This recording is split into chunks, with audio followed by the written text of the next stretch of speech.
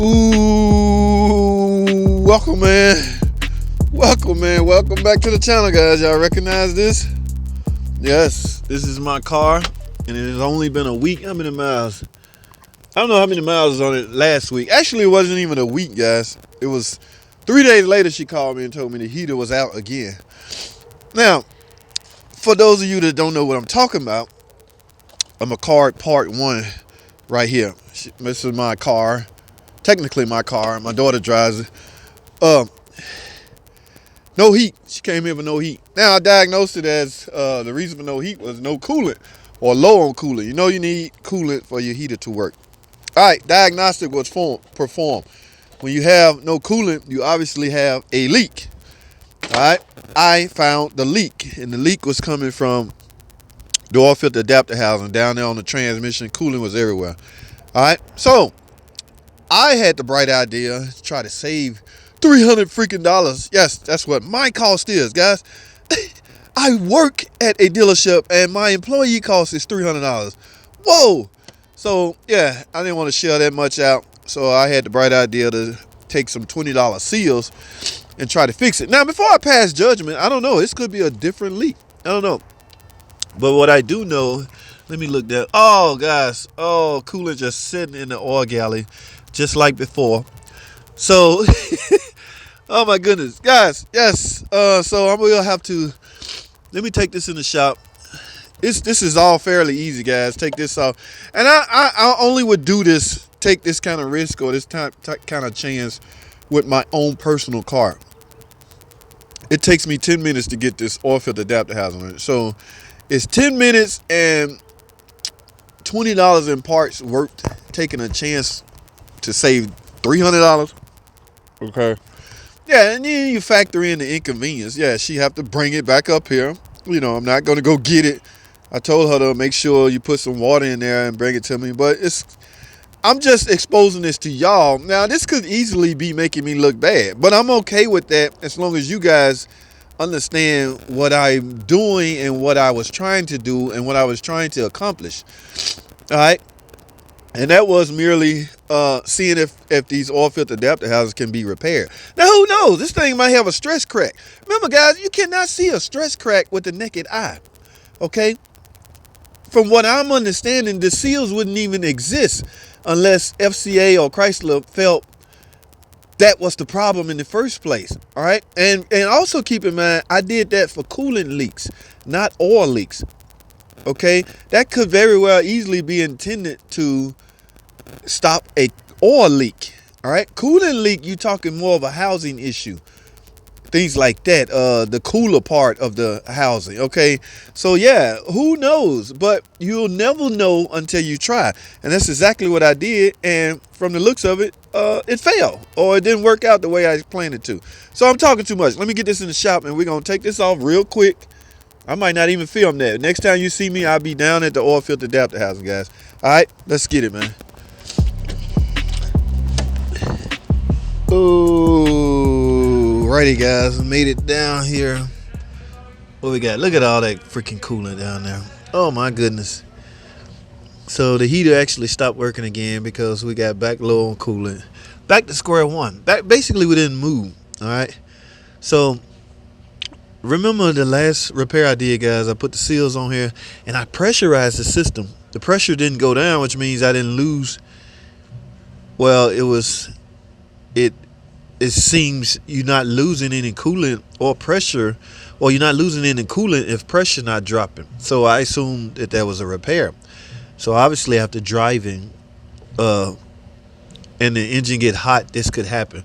So one of two things, guys. The plastic part of this oil filter adapter housing is just warped. You know, that's always an option. It's okay. Again, I will not try this, or I will not gamble like this on a customer car. This is mine. The only thing I'm costing myself now is inconvenience. And I just spent $20 for an O-ring kit.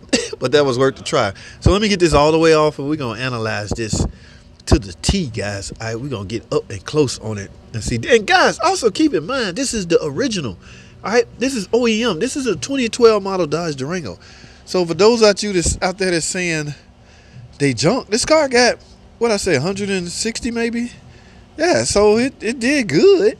I'm beating a dead horse. Actually, I mean, let it go, JT. That's OEM. This thing has been revised. I tried to reseal or repair OEM non-revised part. All right. So yeah, I'm not defending it. Don't get me wrong. I'm not taking up for it. But you know, it served its time, did its job. Let me get it off, guys, and we're gonna look at it some more. Stay tuned.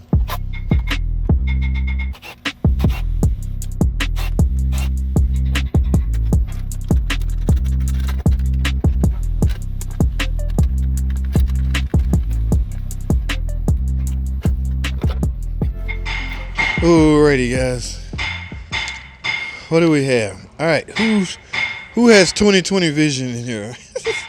All right, because like I said before, guys, nobody can see with the naked eye a stress crack. Okay, stress cracks are unique.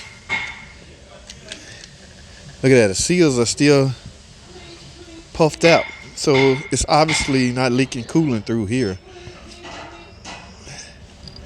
The housing is just cracked, guys. Let it go, JT. All right, this part right here could be an issue. I heard my buddy Steve C, I think that's his name. He suggests I use the Dorman. I might be pronouncing that wrong, but and guys, Steve, listen, I did call AutoZone sells the Dorman brand, so I called up there to check it out.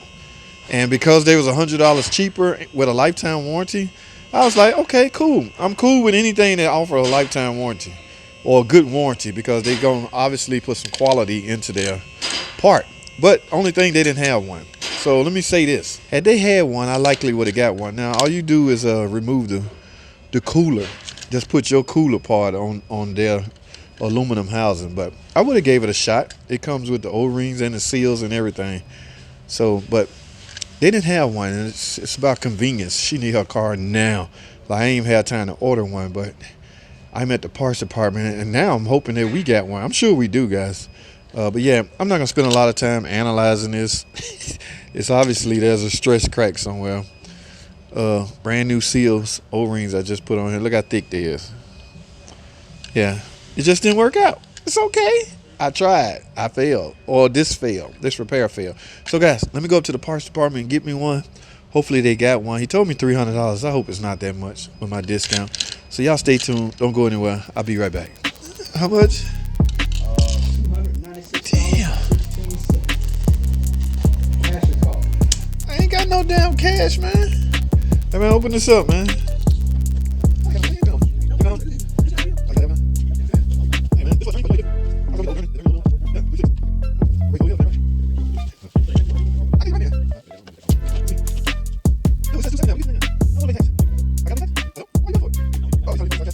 Alrighty, guys, I'm back. Here we go. Yes, they had one. I got one, brand new, $279 with tax, almost $300. Dorman, I probably would have saved, I don't know, $80 maybe. But like I say, they didn't have one, so I might get at a shot next time, Steve. It has to be my own personal car. I don't think I'm gonna sell Dorman repair as a customer car. But I don't plan on this one. I don't plan on ever having to replace this one. Let me put it like that. All right, guys, so without wasting a lot of time, let me get this thing put on here. Now, y'all know you got to clean this out, guys. Never put your new one on here with all that on. The tool that I use is my sucker tool right here. All right, I just pump this up and suck all that old stuff out. And once I get it all cleaned out, guys, yeah, y'all see it sucking up. There it goes. It's gonna make its way to the bottom. So I'm gonna suck all that up, clean all that up, and install my new OEM oil filter adapter housing. I shouldn't have this problem ever again, I would like to predict. Now, if I do, hypothetically, Stevie C, if I do, I will go with your suggestion at Dorman. All right, and my man David Pikes at Motor City Mechanic. He talked about one. He had one to install and he filmed it, y'all. Watch this video. That is one cool dude with a lot of Dodge, Jeep, Chrysler background. Okay. Yes, I finally got a chance to meet meet that fella over the internet, that is. But it's just like meeting him. Cool dude. But guys, I'm not gonna bore y'all with. Y'all know how this go, man. This is this problem been out for a while now. So I'm telling you, man, it's a couple of things that's ruining the complete image of the Pentastar engine, guys. The Pentastar, this is a V6. All aluminum, has some impressive numbers when we're talking about horsepower and torque and things like that. Impressive numbers. The only thing that's ruining the image of the engine is the valve train, the ticking issue, and this issue, the oil leak from the adapter housing. Had those two problems never exploded the way they did, everybody would be raving over this. Yeah, it's just a V6. Everybody would be all over this engine, guys. So that goes to show you, it only take a couple of things to ruin an image, ruin a brand. You can't even say Pentastar now without mentioning ticking. It don't even matter. Like they done came up with a solution in the form of a Gen 3. But the brand, the saying is already attached. Pentastar ticking. Pentastar tick. Pentastar tick. Chrysler tick. Dodge tick. Yeah, so it's going to be hard to repair that image, guys. So Generation 3 engine is holding up well. All right. Myself, have yet to go into one. And I have to caution every time I say that, because somebody going to jump in the comment, my Generation 3 already ticking. And that may be so. I can only speak for me. So I have never had a chance to go into one. They not falling as much as these. Guys, I got to go. That's all I have. Thanks for watching. Comment, subscribe. I tried something. It didn't work out. I'm fixing the problem. It's costing me money, but hey, it was worth a shot. I got a chance to try that and get some video footage out of it. So best of both worlds, you got to weigh your options, how you look at that. That's all I have. Thanks for watching. All right, guys. Now let's talk about the one that I so-called built, right? This is the one that came off of it. I got this one, yeah, you can still see. I still got the new seals. You can see the seals are not flat. This is the one I built, cleaned up and built. Now, I did not take into consideration, in my opinion, this is the cooler, right? So how does this work? Okay, those are coolant holes that go in here. I very well could have coolant leaking from up here. Let's take this cooler off, because if I'm not leaking from the bottom, like I say, this could be warped, guys. Remember, you can't see a stress crack with the naked eye. Here, I want to do this. Let's take this cooler all the way off.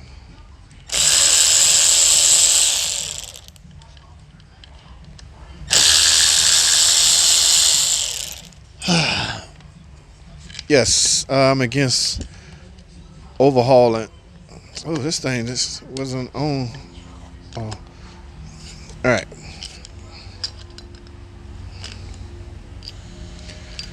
All right, guys. So now, can y'all see that real good? There's some O-rings. These O-rings are flat. So basically, this was a half-ass overhaul job. Okay, yeah, sure, you replaced these O-rings, but these are the only O-rings that came in the kit. So in my opinion, that kit is incomplete, if nothing else. We likely could have succeeded with this repair. Look at that, guys. These are O-rings, but they flat. Okay, now it's coolant. Remember, this is the EOT, engine oil temperature switch. This is the oil pressure switch. I don't know. Let me see something.